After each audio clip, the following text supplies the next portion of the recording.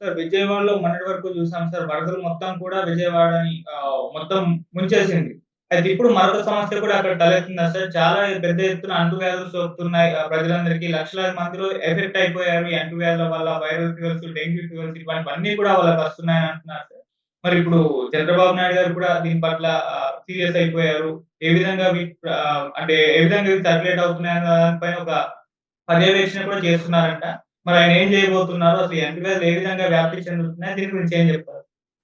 మామూలుగా ఎప్పుడైనా వరదలొచ్చిన తర్వాత వరదల వల్ల అంటువ్యాధులు ప్రబలడం అనేది జరుగుతుంది. ఇందులో రకరకాల పద్ధతులుంటాయి. ఒకటి మనకిక్కడ బంగాళాఖాతం నుంచి రావడంతో బంగాళాఖాతం నుంచి అనేక పాథోజన్స్, బాక్టీరియా ఇటువంటివన్నీ వైరస్‌లు ఇవన్నీ వచ్చేసాయి.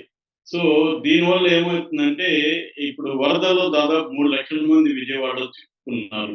ఇది వరద నీరు వెళ్ళినా కూడా బురదమయం అయిపోతుంది మొత్తం. ఈ బురద ద్వారా కూడా పాథోజన్స్, బాక్టీరియా ఇవన్నీ వస్తాయి. రెండవది సరైన వాటర్ వాళ్ళకి అందలేదు. ముఖ్యంగా ఇంటీరియర్ ప్లేస్‌లో ఉండే విజయవాడ ఏరియాలో ఇంటీరియర్ ప్లేస్‌లో ఉన్న చాలా మందికి వాటర్ అందకుండా వాళ్ళు మన టీవీలో ఛానల్స్‌తో మాట్లాడుతున్నారు. ఇదే వాటర్ మేము కాచుకొని తాగాము. కొంతమంది వాటర్‌ని కాచకుండా కూడా తాగేసే సందర్భాలు అయిపోవడం, దానికి వాళ్ళ దగ్గర ఏమీ లేకపోవడం, వాటర్ సమస్య, ఆహ్, వాళ్ళు కాంటాక్ట్ చేయలేకపోవడం, చేసినా వాళ్ళకి సహాయం అందలేకపోవడం, ఇలాగ రకరకాల కారణాలతో ఆహ్,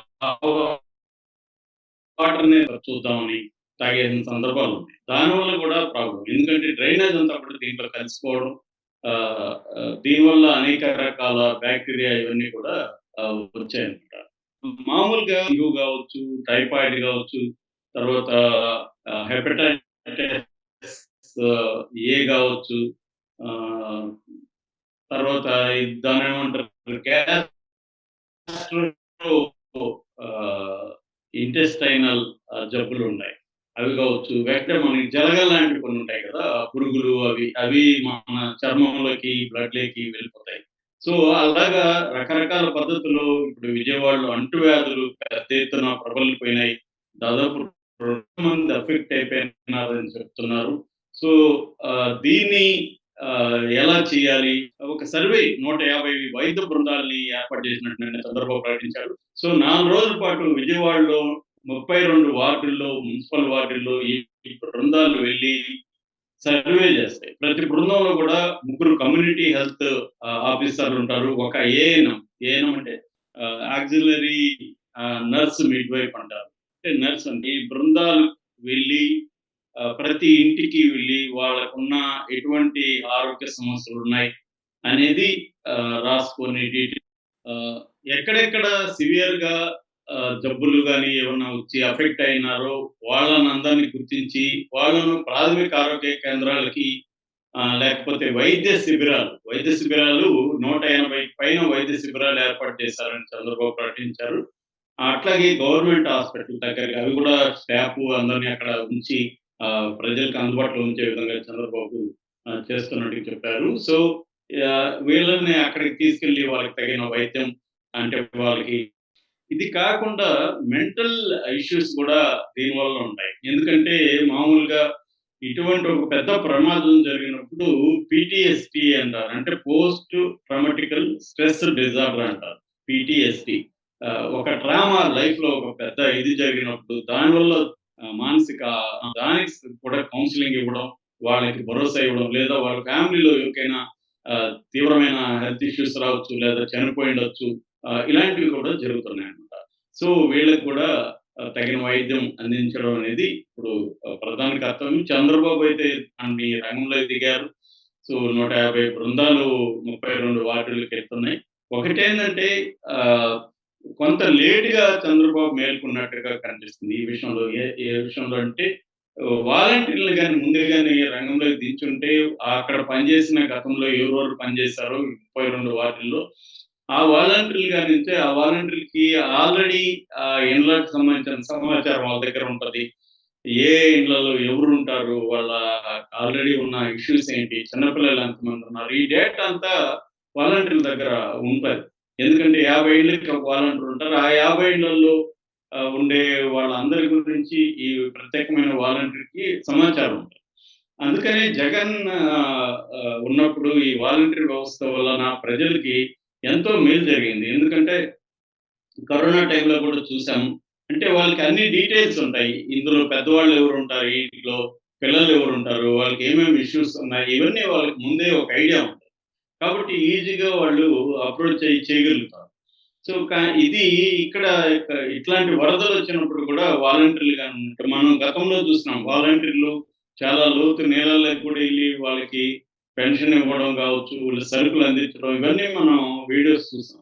ఇప్పుడు ఆ వ్యవస్థ ఫెయిల్యూర్ కావడం వల్ల ప్రభుత్వ యంత్రాంగం అనుకున్న స్థాయిలో కదలలేదు. మనం చెప్పుకున్నాం గూడా మన నాదెండ్ల మనోహర్‌తో చంద్రబాబు మాట్లాడుతున్న వీడియో లీక్ అయింది. ఆ వీడియోలో క్లియర్‌గా నాదెండ్ల మనోహర్ నా దగ్గర ఎక్కువ వెహికల్స్ లేవు సార్. నా దగ్గర 150 ఉన్నాయి. అవి పంపించాను. నారాయణ గారు పంపిస్తా ఉన్నారు. ఆయన పంపియలేదు. ఇలాగ నేను కంప్లెయింట్ ఇవ్వడం కాదు సార్. జరిగిన ఫ్యాక్ట్‌లు చెప్తున్నానని ఆయన చాలా డీసెంట్‌గానే చెప్తున్నాడు. ఆయన చెప్పే దాంట్లో మనకేమి కంప్లెయింట్ ఇచ్చినట్టుగా కూడా లేదు. అలాగే చంద్రబాబు కూడా 80,000 టార్గెట్ ఉంటే మీరు 15,000కే సప్లై చేసామని చెప్తున్నారు. అంటే 20% మాత్రమే వెళ్ళాయి అని ఆయన కూడా ఆందోళన బాధగా చెప్తున్నాడు చంద్రబాబు. ఎందుకంటే చంద్రబాబు చాలా సీరియస్‌గా బాధితులకి సహాయపడాలని ఆయన అహర్నిశలు కృషి చేస్తున్నాడు గానీ, దానికి తగినట్టుగా యంత్రాంగం గాని, మంత్రులు గాని చంద్రబాబు స్థాయిలో కదలట్లేదు.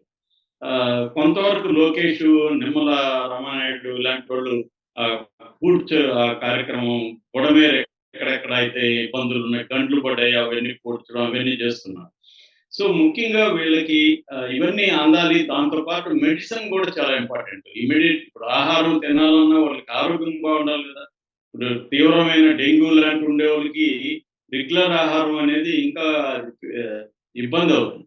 వాళ్ళకి బ్రెడ్డు, పాలు అట్లాంటివి అందాలి. వాళ్ళకి మెడికేషన్ అందాలి ఇమ్మీడియేట్‌గా. లేకపోతే అవి ఇంకా పెరిగే అవకాశం ఉంది. సో, ఇవేంటంటే కమ్యూనిటీ డిసీజెస్ పెరిగిపోతాయి. స్ప్రెడ్ అయిపోతాయన్నమాట. సో, దాన్ని కట్ చేయాలి. కట్ చేయాలంటే ఒకవైపు శానిటేషన్ చేయడం, రెండో వైపు మెడికల్ హెల్ప్ అందడం.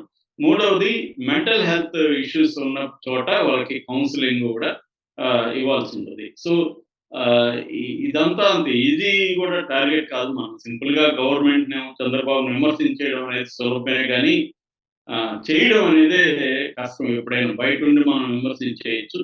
కానీ ఈ వ్యవస్థలనేవి గాని ఉంటే ఇంకొంత బెటర్‌గా చేసుండగలిగేవారు చంద్రబాబు.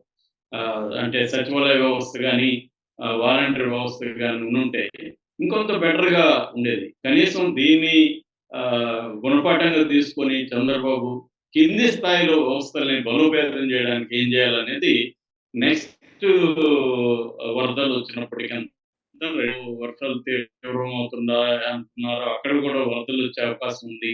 సో, అక్కడ గూడా ఇప్పుడు ముందస్తుగా అలర్ట్ చేస్తున్నారు ప్రజల్ని. ఫోన్ మెసేజ్‌లు ఇవన్నీ వెళ్తున్నాయి.